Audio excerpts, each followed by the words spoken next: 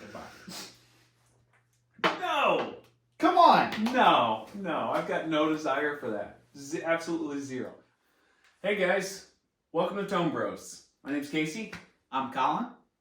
And we're going to get started with today's show. First, we are going to move into... You guys should know the format of the show by now. If not, hopefully you guys can go back, watch some episodes, and see the format of the show. First topic we start in with is current events, and Colin's got the first current event for us for this week. All right, Casey, you ready?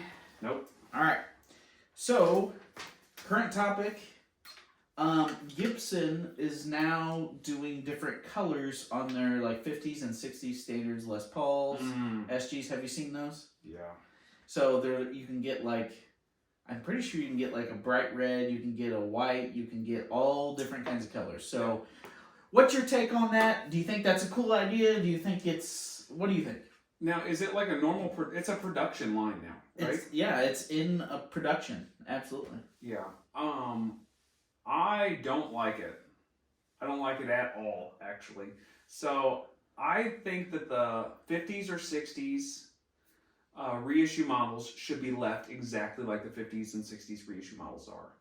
It's cool if they want to do a custom run for, Chicago Music Exchange or from different companies. If they want to do a custom run, I'm totally cool with that. With different colors or crazy binding or different pickups, whatever. And you can say, yeah, it's like a 60s Les Paul with this little twist on it. It's kind of what the mod shop is, right? Mm-hmm. So the mod shop is, their way of twisting and turning some things. I also wonder kind of if it's checking the market to see if certain things would hit a little bit, which is probably cool. Yeah. But my biggest issue with the custom color things is you kind of can, but I don't feel like you can call it a reissue at that point. It's almost like a custom shop one-off thing. So here's my take on it. I have a white SG. Yep. I think it's a 2013 standard, and you can't get that out of the old, kind of SG lineup that they had. Yep. So there was the red, and you could get all the different stop tails that you wanted, the Maestro. You had everything that you wanted there. But as far as having a white SG, which I thought looked really awesome, you couldn't get that on the last one. So, me personally, I think it's an awesome idea that they have totally different colors because you can actually, make it as unique as you want to. And even though it's a classic style guitar with the classic things that you want, you can get something a little different. I like the idea of offering it as an option to get something a little bit different. I don't like the idea of them calling it a reissue at that point, though. I don't think it's a reissue. It would be like saying, yeah, it's a 1959 reissue Les Paul, but we put maybe not P90s. P90s isn't a good example, but we put Firebird pickups in it. Yeah. I get it. It's not wrong. I don't hate that they've done it. I just wish that maybe they would have named it something different, given it a little custom, kind of like they do the Supremes. The Supremes are all decked out and real fancy, and there's, customs with the block logo or block inlay and all that stuff. I think that's cool, but they've got their own name and their own twist and all that stuff. They're obviously different guitars too, but it probably just should have got a different name in my opinion. Fair enough. But all right, go ahead. Start us with the main topic. All right, so main topic for me. I want to talk about your guitar setup. So not how you do a guitar setup necessarily, but what you look for in a guitar setup, and maybe what do you want different on different guitars for setups? What's your go-to setup? Okay. So for me, I like pretty uniform setups. I think I don't think I've got a lot of guitars that I feel much differently about setting them up a little bit different. I feel like I probably like a medium to medium high action compared to most people. I like to get my finger underneath the string for bends. But I want it to fight back a little bit, but not too much. I don't like a string that lays real close to the fret. Super low action. A lot of new players want to kick in with super low action, or players that play real fast and stuff. But I think the biggest issue with that is I notice when I lower my action, you notice it more on an acoustic than on electric, but it happens don't be mistaken, it happens on electric too. You lower that action, you lose a lot of sustain. I think you lose a lot of tone of the note. You get a lot of just fundamental, a lot of those overtones and stuff disappear. Mm-hmm. And I just think that a little bit of a higher action than that Usually does a lot better. And for my acoustics, I'm the same way. I like medium to medium high action. Mm-hmm. But kind of where do you stand with that stuff? And do you set your guitars differently? Because I know that you like to play slide a little bit. Right. So that probably is going to dictate how you set your action. I don't play slide, like my action for my slide guitars isn't that crazy different. You know, I think someone had did an interview with Derek Trucks, the master of slide playing. And they were asking him, you know, how do you set up your guitars? And he's like, no different than anyone else. He just has a light touch when he plays slide. Now, I'm not saying I have a light touch, and I'm not saying I'm as good as Derek Trucks, because that is not true. But what I will say is, honestly, I just set almost all my electrics fairly the same. You know, I'm like you. I don't like it super low, because for some reason, you know, when I'm really strumming those notes, and if it hits a fret at all, I'm like, okay, I'm not as inspired anymore. I have a hard time getting under the string if I'm bending. So, like, I want, especially down near the nut, like, I want some extra space. You like your action down by the nut quite a bit higher, I think, than I do even. Yeah. Like, I noticed the other day, I was playing your guitar the other day, your strap that's over here. And I was playing it the other day, I was like, oh, your nut could come down a little bit. Your action's a little bit higher. You're like, no, I was thinking it could go up a little bit. Yeah. So I do like it down by the nut a little higher so I can bend those notes a little easier. But I mean, honestly, like, I don't want it super low, because I don't want anything to get close to the fret. I like to get under the note. That being said, I also don't want it to play like, Yamaha guitar that was from the 90s that's never been set up. You know what I mean? Right, So, like, I don't want anything like that. But, I mean, I think you're right. I think, like, giving yourself a little action gives some, or a little height, gives your guitar a little bit more breathing room. Because, like, you know, you think about some of those classic songs, and even playing some vintage guitars and playing some just really good custom shop guitars, they don't have the best action all the time. No. Like, and most of them don't. No. And, you know, when I've played before, I played a show where I actually borrowed some guy's guitar, and it was really low action. Yep. I couldn't play the sucker. Yeah. Because, and actually, it was funny, I was trying to play Pride and Joy, and I was doing some upstrokes. The string literally got caught underneath the pickup. It was a whole thing. Yep. It was terrible. Yep. So, I don't like low action. I don't like crazy high action. I don't know. I just feel like you got to have some breathing room.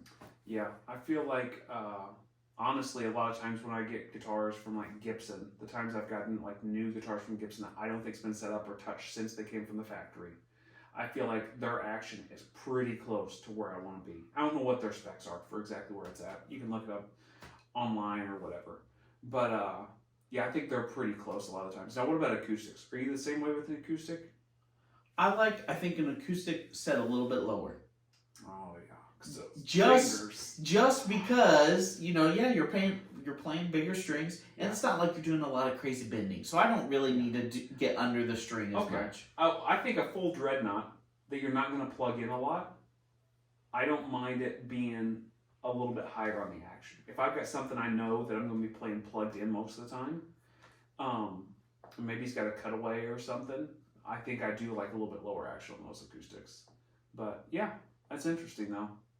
So just cool. My take. So let's do our gas or pass. Yeah, moving to gas or pass. You want to go first this time? Sure. Let's see. All right, this is something I've looked at. You've judged me for looking at. That's fine. Yeah. What's your take on? Would you ever want a 12-string Rickenbacker? No. Come on. No. I've got no desire for that. Absolutely zero. I understand where the desire comes from for you, right? Rickenbacker's iconic without a doubt. It's got a sound. It, to me, sounds like records. You listen to the Birds, you listen Heartbreakers, you listen to a lot of classic music. You're just trying to get all of Tom Petty's gear. That's all you're trying to do. Mike Campbell and Mike Tom Petty. Campbell, not Tom. Well, respect to Tom Petty, but you're just trying to like fill out that Mike Campbell though. I'm just saying, I feel like they have some awesome sounds. Now, do I want to pay $2,000-$3,000 for a Rickenbacker? Probably not. If you look though, they are not one to like send a bunch of imports. Like they are still made. You know, well, I say they're still. The problem with Rickenbacker, from what I understand, is like they are not the easiest things to be playing on, and they're not the most comfortable to be playing on. I've played a couple, and yeah, it's like I've never even picked one up because I look at them and I'm just like, my thing is, it's a me. tuning nightmare. Like seriously, you every single note, you're like, is this in tune? You're like worried every single time. Like I've played some Rickenbackers, but like, you know, I even looked up some vintage ones. Like you can find one from '68, and it's like $4,000. Yeah. But that's a piece of history. It's a piece of history. I mean, that's I would call it a piece of something else. Okay, stop. I think that it would be awesome to own one for, you know, if you're like a home studio type of person. Yeah, absolutely. You're never going to play it out live. No, it's got a unique sound that is all to itself. When you hear one, you're like, oh, listen to that 12-string Rickenbacker. But it's just, no, it's a hard pass for me. Okay. I understand the people that are interested in it. I understand where you come from. Uh-huh. And I can respect the history behind it and respect anybody that owns one. But it's a hard pass for me on that one. Okay. It's a gas for you, though, right? If it was like really at a really awesome price point, I'd be there. Yeah. But I don't think that will ever happen. So yeah, who knows? All right, so I'll let you with my gas or pass now. Okay. So gas or pass is a pedal that is kind of something that we were looking at. We were thinking that a company should do it, and Line 6 finally came out with something similar. But it's the Line 6 HX1, which has got the 2-foot switches, and it's, you know, multi-effects, does all kinds of modulation, all that stuff. I've been kind of, because as much as I love modulation stuff, my board a lot of times is not full of modulation stuff, and I just don't leave a ton of space for it because I'm a little more a straight ahead player, I think. But sometimes you play a gig that just needs modulation, or you go to a gig and you think, oh shoot, I need this certain thing. You can pull it up pretty easy on there. Gives you a lot of options, a lot of delays and different things too. But what's your thoughts, gas or pass, on the HX1? So I have to remember, I gotta look into it a bit more, I guess. Now, can you only use one effect at a time? I believe you can only use one effect at a time. So it's really similar to the M5. Very similar. I think it's probably them trying to move out from the M5. The M5's been out for so long. M5, M9, that whole series. Right. And I think they're probably trying to like bridge the market between the HX Stomp and the M5. Okay. Kind of move that. I mean, that's a cool market to be in. I would like to have one just as a utility tool. Yeah. Like, I don't think it's going to be one that's going to be on my board necessarily. I have the Wampler Terraform, so I have everything I need. Yeah, everything you need, but this thing's got delays, it's got reverbs, it's got all that stuff. So, what reverb pedals on your board? None, because I don't need one. I have one on the amp. But if you walked into a gig and needed it, you could pull it up on. I would say if you are in like the ultimate cover band, like you're playing top 40s, you need it. Yeah. If you're playing our type of music, you know, rock, blues, country, you know, if you have a phaser, you're pretty much set. Maybe a chorus, but like, you know, if you're playing top 40s hits and they've got some weird sounds, you're probably going to need a lot of those oddball type of effects. But I don't think it's really for me personally. Like you said, I'm more of a straightaway player too. You know, I'd like to have a rotary sound, stuff like that. But yeah, I could see it as a great Swiss Army knife of a tool. Yeah. I think you've thought about M5s before. Yeah, right? I think it would be awesome to have. Again, it's one of those things. Price point. Yeah. Like, I'm not gonna go out there and buy a pedal that's $600. Like, unless it does everything I pretty much need it to, I'm not gonna go out there and buy it. Like, I can't justify that. To me. There's so many other good options out there. Yeah. And why not get an M5 for $100? Yeah. And it does the modulation, which is all I really need it for, because I have delays. Because you're only really looking for it for that tool when you rarely need it, right? Yeah. If it was something you were using all the time, $600 for a pedal. If it's your main pedal, no big deal. That's what it is. But for that tool that you have to have that you don't really even want on your board, it is hard to. I would say if you're playing in a big cover band that plays a lot of different genres, you probably should get it. And yeah, they're kind of similar to the TC Electronics pedals they put out. What is that? Plethora or whatever. Yeah. And they come out with a single version of it, and they come out with like a 5-stomp version of it. Yeah. And we were like, why don't they do like a 2? I think they have a 3. They Yeah, I have a think they 3, but it would be nice if they had 2. A 2 would be awesome for that type Yeah, of thing. reverb delay or whatever. Yeah, or a modulation delay or something. And you could throw that in your board and kind of switch it up according to so. But that's kind of what the HX1 I think probably is going to hit that market. Yeah. It's really So I mean, I would like to have one. I think the price point right now, not so much. Like maybe a used one down the road. Yeah. But I'd like to have one in my box of pedals. right. But I don't want one for my board necessarily. But Yeah. I think I'm kind of gassing for just to have one as a utility tool, be able to throw it on anytime I Yeah. need. So I would say yes. Cool. Awesome. All right, we're gonna get into my main topic. So, if you are a beginner guitar player, you're just starting to play out a little bit, and this will probably change depending on what your band makeup is. But what's the best way to fit in the mix? If you're trying to fit in the mix of everything going on, like where do you start? Yeah, are we talking like tone or what we're playing? So 'Cause that's we're two talking different we're things. talking guitar, and let's say you have a keyboard player, another guitar player, a bass player, drummer, singer, Yeah. and you. So you're another guitar player plus there's a keyboard player. Oh yeah. So like how do you address fitting in the mix? Yeah, so I think whenever you've got a big full band like that, and maybe even another guitar player, you've got to find the frequencies that probably are not the most pleasant thing in your bedroom. You got to find the frequencies that are probably not the most pleasant thing in your bedroom that the other players aren't at. If you come in with scooped mids in your amp, you've got a problem already. You know, it's hard for just a single guitar player in a small band with scooped mids really to fit in because you're fighting with your highs with your singer and your cymbals, and then with all your lows with the bass drum and the bass guitar itself. Yeah, and really what Casey's trying to explain is like, you know, you have Seether that plays Mesa Boogie. Yep. And it's a kind of a scoop sound, and that's a 3-piece. You have, you know, guitar player, bass player, drummer. That wide frequency and the scoop mids, it works for a 3-piece, but once you get all those instruments, especially a keyboard player, because they're in that kind of low mid category anyway. They kind of cover everything. They do. You know, you listen to the low note they play and the high note they play. Yeah, we know they're in the middle most of the time, but they cover everything. Yeah. So it's really hard. I think you got to kind of pinpoint also what the other guitar player's doing. The other guitar player walks in and he's playing a Fender Blackface amp, and he's playing Tellys and Strats a lot. I think you probably look at the other direction. You know, I think you look for something, you know, probably pretty mid-heavy, because Blackfaces are known to be a little mid-scooped. And maybe you go like a completely different sound with it. Maybe you go Marshall, maybe you go Vox.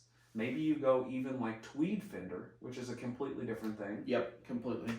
Maybe you go even just, I think going into different speaker things can work. So if he's playing deluxe or something, maybe you go into something that's a 10-inch speaker or 210 combo or something like that, and kind of go from there. And also look at his guitars and his overdrive pedals he's working with too, because if you're both, you're fighting with the whole band in the mix, but if you've got 2 guitar players, you're fighting them the most, right? Mm-hmm. So you really kind of need to distinguish yourself. You probably need to find out exactly where he's at. You know, if he's playing single coils, Tele Strats type stuff a lot, maybe move to something like a P90. Maybe you can move to humbuckers, you know. So if you're a lead player in that band, Yep. how are you going to distinguish yourself? Well, I'm going to, me personally, where would I go with it? If he's playing a Blackface Fender, I would probably look at doing some type of Vox, is honestly what I would do. I think they would complement each other well. And I would probably go in with like a Les Paul, like a humbuckered guitar. It would be something completely different, into the Vox.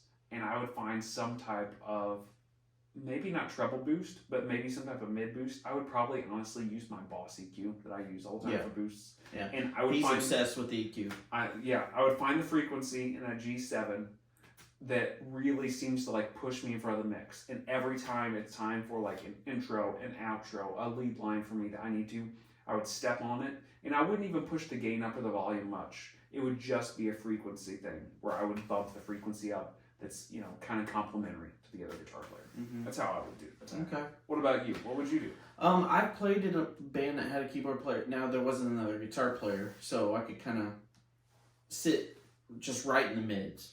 But I will say, like, it was hard to find like the right mix for a while. Yeah. I played a Bogner Alchemist, which is a 2-channel amp, but I just played in the first channel and then had different pedals to get different sounds. I would say, like, if you're playing a real scoop sound, like you said, even a scoop guitar like the Strat that I had, it didn't really sound great with the band. Like, and maybe it was how the keyboard player was set up and how I was set up in the amp. I'm sure I could have made it work had more headroom. Yeah. But I didn't have a whole lot of headroom in the amp, so actually a Tele worked great. Like, it just punched through a little better, and something as simple as that really helped a lot. An SG is pretty mid-pushed. I had that too. So, like, those were the two guitars that I just use all the time. So I had a humbucker, a single coil, but it was really mid-focused. I think if I had, like, a 335 or a Strat, I would just have to have a lot more headroom. Yeah. And I would be fighting the keyboard player with a lot of frequencies. Yeah. So a lot of my pedals that were overdrives were mid-push too. Now, it wasn't like a tube screamer or anything like that, but, it was, a Klon type of pedal. It was like a blues breaker type of pedal. So it was like things to really get me out there in the middle. But also I didn't want to step on the keyboard player's toes because he's playing a lot of lines during the verse, and usually I would come through in the chorus or in the solo.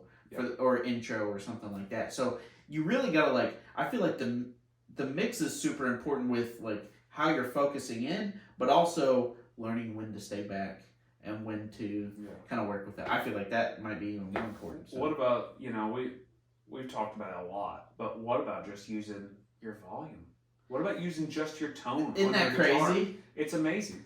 It's sometimes you can just roll your tone back, and it's just enough of taking that, like, front of the note off to pull you back in the mix. And then whenever it's time for you to step out, you can just roll your tone back up. You ain't got to touch your volume. Yeah. And it's a perceived thing, I think that's a big portion of it too. Yeah, listening. It's number one.